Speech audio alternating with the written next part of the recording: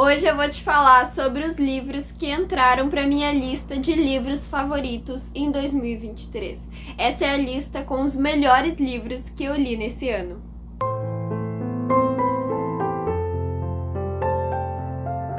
Oi, eu sou a Ana Luísa, aqui do Emid Books. Eu espero que esteja tudo lindo aí contigo. E se tu é novo nesse canal, se considere muito bem-vindo. Eu acho que eu tô me tornando mais crítica em relação aos livros que eu leio, porque normalmente eu favorito aí uns 12 livros no ano ou mais, por aí. Porque, sinceramente, é muito fácil eu gostar dos livros que eu leio.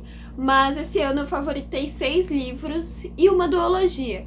Porque foram 6 livros separados, né? Cada um deles foi favoritado. Só que teve uma duologia que eu li, que os livros em si, separadamente, eu não favoritei. Mas os dois juntos, a história em um todo, a história finalizada, eu favoritei a duologia. Então tem essa peculiaridade que não tinha acontecido em outros anos ainda. Então eu vou começar falando da duologia, que é a duologia de Don Quixote. Esse aqui é o volume 1 e esse é o volume 2. Os dois juntos eu acabei favoritando, porque sinceramente eu fiquei muito apaixonada por Don Quixote, por toda essa história. Eu gostei muito de como ele representa, na verdade, essa loucura de Don Quixote, como Cervantes representa aqui, que não é uma loucura alucinatória, né? É um senso de uma busca pela resolução das causas perdidas aí do mundo, e eu achei isso muito interessante. O livro é muito fluido de ler, porque a escrita do Cervantes é muito boa. O Don Quixote é um personagem que a gente realmente se apega a ele, e também tem uma questão de que eu consegui conectar o personagem do Don Quixote com pessoas que eu conheço, uma pessoa mais específica, mas pessoas que eu conheço, pessoas que eu amo. Então teve isso, pra mim foi uma assimilação muito forte, e acabei favoritando a duologia por causa disso. Se tu ainda não leu Don Quixote, leia, essa edição é muito confortável de ler, e a história é muito, muito boa, muito fluida, muito rapidinha, assim, e dá pra tirar muita coisa dessa leitura. Outro que também foi favoritado foi Madame Bovary, do Flaubert. E assim, eu gostei muito dessa protagonista, eu gostei muito dessa personagem, é por causa dela que eu favoritei esse livro. Só que eu li pra faculdade, né, e aí muitos colegas meus não gostaram dela, acharam ela muito chata, enfim. Mas eu gostei muito da Madame Bovary, e eu achei ela muito forte em vários sentidos, porque ela é uma mulher que ela passou por muita coisa, e a gente sabe que a mulher nessa época ela não tinha voz nenhuma, então não tinha nenhum tipo de ascensão social para a mulher, fora o casamento ou o convento. E a Madame Bovary, ela decidiu pelo casamento, então ele é realmente uma forma de sair daquela vida bem precarizada que ela vivia, e no casamento ela acaba não se conectando com o marido dela, que é o Sr. Bovary, né, o Monsieur Bovary, e aí acaba que, né, é um romance de adultério, então ela vai trair esse marido. E várias outras coisas, por exemplo, uma coisa interessante que tem no livro é que ela tem uma filha em determinado momento. Isso não é spoiler, tá? A história não é sobre isso, sobre essa relação, mas ela nunca disse que queria ter filhos, ela nunca manifestou essa vontade em um momento nenhum do livro, mas ela teve uma filha. Não é dito no livro por quê, eu acredito que seja por pressão social mesmo, por não ser uma coisa que as pessoas pensavam antes se aquela pessoa, né, aquela mulher, ela quer ter filhos ou não quer, é uma coisa meio que automática. E ela teve um filho, só que ela não tinha aquele instinto materno que as pessoas esperavam que ela fosse ter. Ela não se sentia realizada sendo casada com um médico, que era o marido dela, que eu não gosto dele, inclusive, eu acho ele super medíocre, mas ela não se sentia realizada, casada com ele e tendo uma filha. E isso era uma coisa totalmente fora pra época, porque como que uma mulher não vai se sentir realizada tendo um casamento e filhos, sabe? Sendo esposa e mãe. Então esse livro é incrível, eu gostei muito dele, eu consegui entender muitos motivos da Madame Bovary, que é a Emma, né? Eu consegui entender os motivos dela para as ações que ela cometia durante a história. Então eu acho que é um livro que vale muito a pena ler e entrou pra minha lista de favoritos.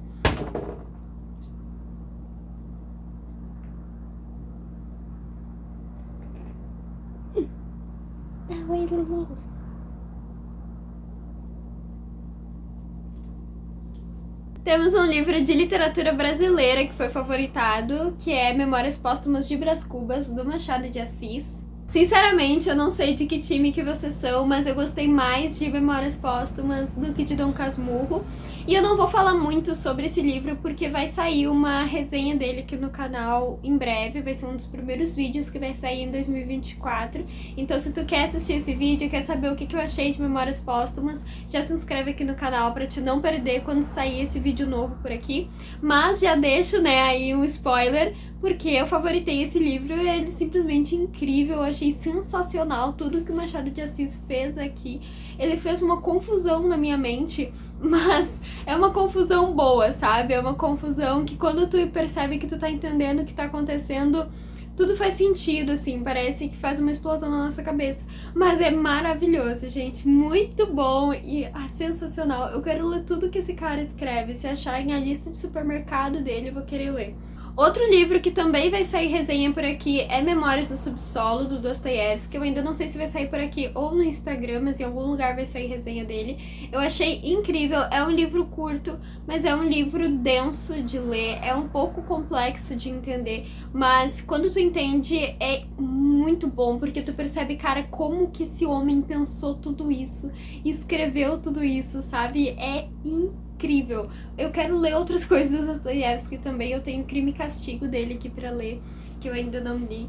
Eu achei ele simplesmente sensacional, porque aqui a gente tem um protagonista que ele tá contando, né, a sua vida, a sua subjetividade a partir do subsolo. E o que seria esse subsolo, né? Onde que ele estaria para esse subsolo, sabendo que esse livro se trata muito mais sobre subjetividade do que sobre qualquer outra coisa. E quem de nós que também está nesse subsolo e quem não está, sabe? É incrível.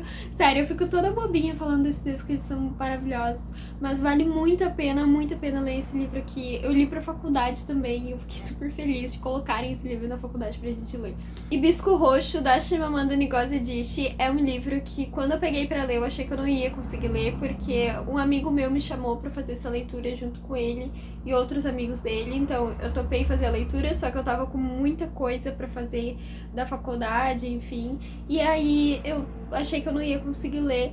Porém, esse livro é tão incrível, ele é tão maravilhoso que eu simplesmente não conseguia parar de ler ele. Aqui a gente tem a história da Kambili, e ela vive na Nigéria com os pais dela, e isso tem um pouco da história da própria Chimamanda, porque ela também viveu na Nigéria. E a Kambili, ela vive uma vida muito classe média alta, assim mesmo, ali, porque ela estuda numa escola particular, ela vive numa casa enorme, tem um monte de empregados, e o pai dela é dono de várias fábricas, assim, e ele tem muito dinheiro. Todo o Natal eles vão passar, tipo, em outra cidade, em uma outra casa enorme que eles têm nesse lugar, pra passar com outras pessoas ali. E a família dela é muito religiosa, o que é aí a grande trama, porque o pai dela, ele é visto como uma pessoa incrível pra todo mundo que conhece ele. Tipo, ele faz doações pra igreja, grandes doações pra igreja. Ele tá todo domingo na igreja com a família dele. Ele ajuda todo mundo que pede, ele dá esmolas e tal. E acaba que em casa isso não é assim, porque em casa ele é o pesadelo da família dele. Em casa ele é aquele que agride, ele é aquele que grita, ele é aquele que faz com que a mãe dela cometesse vários abortos não tão espontâneos quanto as pessoas pensam que são. E coisas do tipo, sei lá, elas estavam indo de véu pra igreja, porque elas tinham que usar véu na igreja pra não aparecer o cabelo. E um pouco do cabelo da mãe dela ficou pra fora do véu, sabe? Esse era o tipo de motivo que as situações começavam a acontecer. E a Kambili, ela tem os seus 15 anos, e aquela é a família que ela conhece, é aquele tipo de amor que ela conhece. Então é difícil a gente ler essa história, que é narrada pelo ponto de vista dela. E ela vai ter aí a sua virada de chave, né, que realmente é a grande trama da história, é quando ela precisa ficar um tempo com os primos dela. E aí é onde ela vai ver que o mundo não é tão pequeno quanto ela achou que fosse. Mas a história tem muito mais do que isso. Tem cenas dela na escola, tem a maneira como lidavam com as notas dela, tem a maneira como ela vai lidar com a vida desses primos que, de algumas formas, são tão iguais, mas tão diferentes dela ao mesmo tempo. Então, esse livro traz muita coisa, e a escrita da Chimamanda é uma coisa maravilhosa. Ela traz os problemas com uma sutileza muito grande. Realmente vale a pena ler os livros dela também. E é outra autora que eu quero ler mais coisas sobre. Eu já tinha lido o Sejamos Todos Feministas e Para Educar Crianças Feministas, mas eu nunca tinha lido os romances dela, né? E esses outros, eles eram discursos que ela fez. Um livro que eu favoritei, é incrível, maravilhoso, uma das melhores leituras, com certeza estaria assim no top 3 das leituras do ano, que eu não vou fazer, tá? Porque eu não sou louca, mas ele com certeza estaria se eu fosse fazer alguma loucura assim. Só que eu não vou falar muito sobre ele por outro motivo, tá? Que é A Cicatriz de David, da Susana Bulhowa. Esse aqui é uma ficção histórica que inclusive tá se despedaçando, quer ver? Olha só, tá desse jeito assim. Eu não vou conseguir emprestar esse livro pra ninguém, acabou de despedaçar outro pedaço que eu nem sabia que tava desse jeito, porque ele tá caindo aos pedaços, mas o bom é que eu consegui ler antes dele terminar de se despedaçar. Enfim, esse livro, ele é uma ficção histórica, e o motivo de eu não querer falar muito sobre ele é porque ele vai dar gatilho pra muita gente. E eu sei que se eu lesse ele hoje, tipo, nesse final de ano, nesses últimos meses, me daria gatilho também.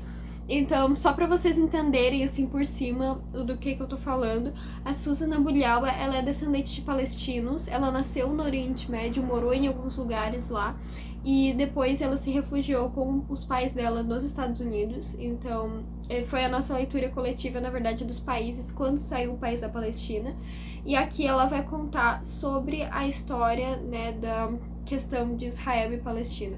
Então, ela vai contar sobre coisas a história em si, ela é ficcional, mas é uma história ficcional montada com várias histórias que ela ouviu e que, né, os mais velhos contaram pra ela sobre toda essa situação, todo esse caos. Então, desde quando os israelenses, né, os judeus foram pra Palestina, até o momento dos atentados terroristas e tal. Então, realmente é um livro que eu acho importantíssimo das pessoas lerem, para as pessoas entenderem um pouco mais a situação que a gente tá passando e não ficarem falando coisas que elas não sabem, né, que tem acontecido muito.